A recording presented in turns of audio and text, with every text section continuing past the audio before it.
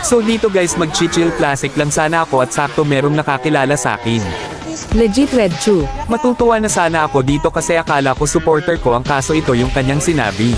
Yan ba yung napapanood ko sa TikTok? Durugan kita mamaya. Akala ko siya lang yung trash talker pero biglang may isang nakisali. Mahina naman yan. Aba sinabihan pa talaga akong mahina. Paano hindi magmumukhang mahina, tingnan nyo early palang pinagtutulungan na nila ako.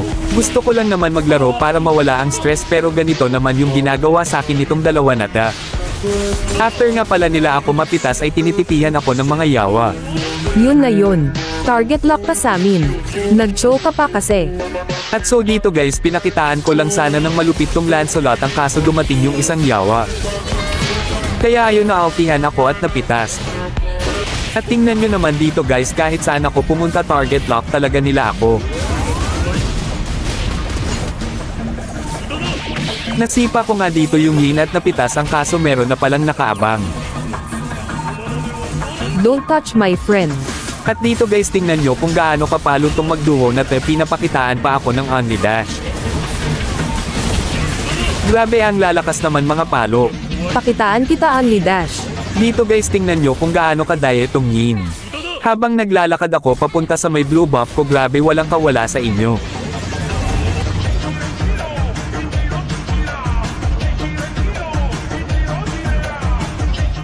Yan na ba Red Chu nyo pagod na? Feeling malakas. Puro ka lang naman angas sa content mo. Ang totoo mahina ka naman. Kung ako sa'yo wag ka na mag-ML. Sayang lang skin mo. Aba wag na daw ako mag-ML. Kaya pala dito ay napahiya siya kaya napasabi na lang ako ng ang asim mo naman doon. At dito habang kumukuha ng red tong Lancelot syempre pakitaan natin ng ating mga galawan. By the way guys namimigay nga pala ako ng mga skin. Basta mag-follow lang kayo sa akin at pipili ako ng mabibigyan sa mga mag-message sa akin.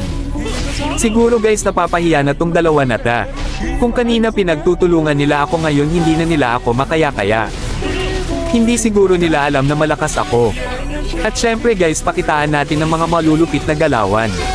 By the way guys kung nagustuhan nyo nga pala ang video na ito ay baka pwede nyo naman akong i-follow salamat.